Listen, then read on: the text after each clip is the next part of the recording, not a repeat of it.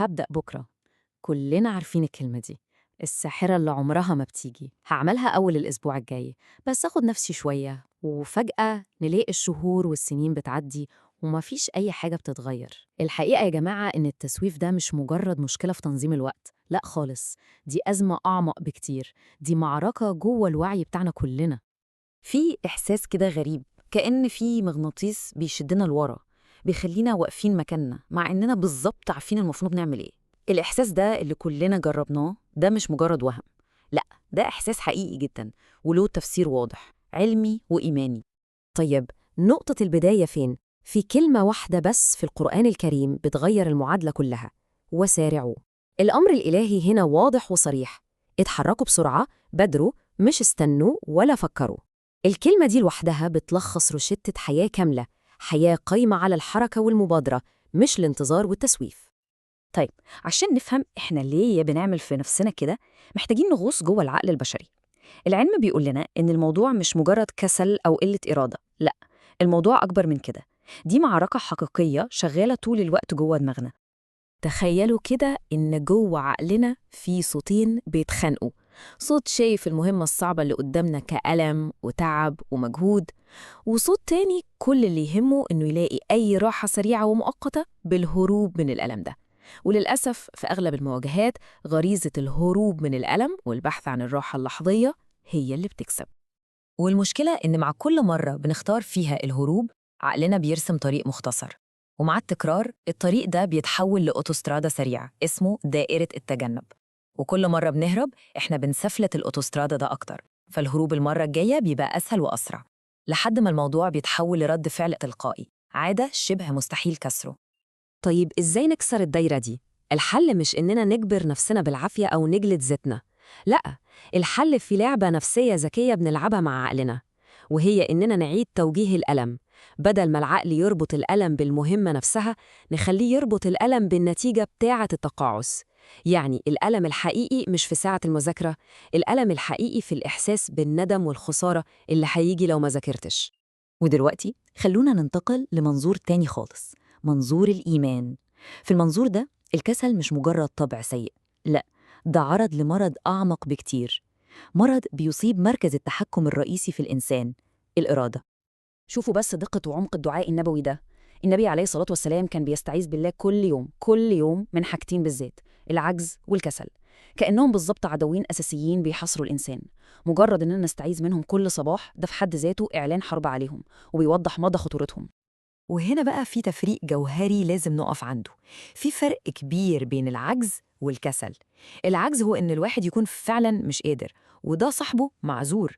لكن الكسل هو إن الواحد يكون قادر تماما ومع ذلك بيأجل. الكسل هو إهدار متعمد لنعمة القدرة اللي ربنا وهبها لنا، وعشان كده هو أخطر لأنه اختيار واعي. وهنا الإمام ابن القيم بيحط إيده على الجرح مباشرة، بيقول إن النوايا كويسة لوحدها مش كفاية أبداً.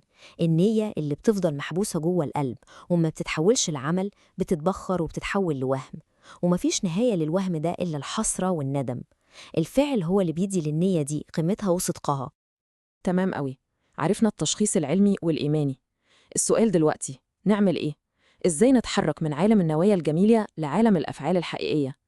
الخبر الحلو إن في 3 مفاتيح عملية جداً ممكن تكون هي البداية.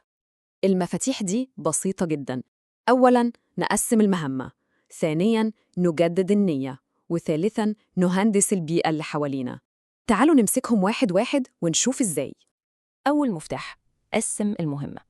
عقلنا بيعمل شت داون لما يشوف قدامه مهمة ضخمة، بيشوفها كأنها جبل مستحيل نطلعه. والحل بسيط جدا، ما نبصش على الجبل كله، نبص بس على أول خطوة. نقسم الجبل الضخم ده لخطوات صغيرة صغيرة جدا، كل خطوة سهلة لدرجة إن العقل نفسه يتكسف يأجلها. والجميل بقى إن الفكرة دي هي جوهر الحديث الشريف: العمل المستمر حتى لو كان قليل هو الأحب إلى الله. القوة الحقيقية مش في القفزة الكبيرة اللي بنعملها مرة وخلاص، لأ، القوة في الخطوات الصغيرة اللي بنمشيها كل يوم بإصرار، هي دي اللي بتبني الإنجازات العظيمة. المفتاح التاني هو الوقود الروحي. جدد نيتك قبل ما نبدأ أي مهمة حتى لو كانت مملة. نقف لحظة ونسأل نفسنا: أنا بعمل ده ليه؟ ونحول المهمة دي من مجرد شغل لازم يخلص لعبادة. أنا بذاكر عشان أنفع الناس، بشتغل عشان أكون مسلم قوي. النية دي هي اللي بتشحن أي فعل عادي بطاقة روحية جبارة بتخلينا نكمل. نيجي بقى للمفتاح الثالث واللي ممكن يكون السلاح السري في المعركة دي: أهندس بيئتك. في حقيقة علمية ممكن تكون صادمة شوية. البيئة اللي حوالينا غالباً بتكون أقوى من قوة إرادتنا. لو اللي حوالينا بيشدونا لتحت هنبقى كأننا بنعوم عبس تيار قوي، ولو اللي حوالينا بيشدونا لفوق هنلاقي نفسنا بنتقدم تقريباً من غير مجهود. الآية الكريمة دي فيها استراتيجية واضحة جدا: واصبر نفسك. يعني الموضوع محتاج مجهود وصبر وعمل واعي. لازم نبذل مجهود عشان نحيط نفسنا بالناس اللي بتفكرنا بربنا وبهدفنا. صناعة البيئة الصح دي مش رفاهية، دي ضرورة استراتيجية لنجاح في الدنيا والآخرة. في النهاية بقى محتاجين نبص للمعركة اليومية دي من زاوية مختلفة خالص. الصراع اليومي ضد التسويف والمقاومة الداخلية دي طلع أكبر بكتير من مجرد معركة إنتاجية عشان نخلص تو دو ليه. وهنا خبر كويس: مجرد الإحساس بالرغبة في التأجيل مش خطيئة، كلنا بنحس بيه، دي طبيعة بشرية. الخطر مش في الشعور ده، الخطر الحقيقي في الاستسلام ليه. الفرق بين الناس اللي بتنجز واللي بتفضل واقفة مكانها مش إنهم ما بيحسوش بالضعف، لأ، الفرق هو قدرتهم على المقاومة والاستمرار في قلب لحظة الضعف نفسها. يعني كل مرة بنقول فيها لأ للكسل، كل مرة بنقوم نعمل اللي علينا غصباً عننا، دي مش مجرد مهمة بنخلصها، دي عبادة، دي لحظة انتصار في معركتنا الخاصة جداً اللي هي جهاد النفس. مع كل مقاومة زي دي بننمو روحياً وصلابتنا النفسية بتزيد. ونختم بالآية دي اللي هي الخلاصة كلها: وقل اعملوا. الأمر الإلهي المباشر بالعمل، مش انتظروا الإلهام أو استنوا الظروف تتحسن، لأ، اعملوا باللي متاح دلوقتي. والجميل إن ربنا قال: فسيرى الله عملكم مش نتائجكم. المطلوب مننا هو السعي والعمل، واللحظة الوحيدة اللي بنملكها عشان نعمل فيها أي حاجة هي الآن.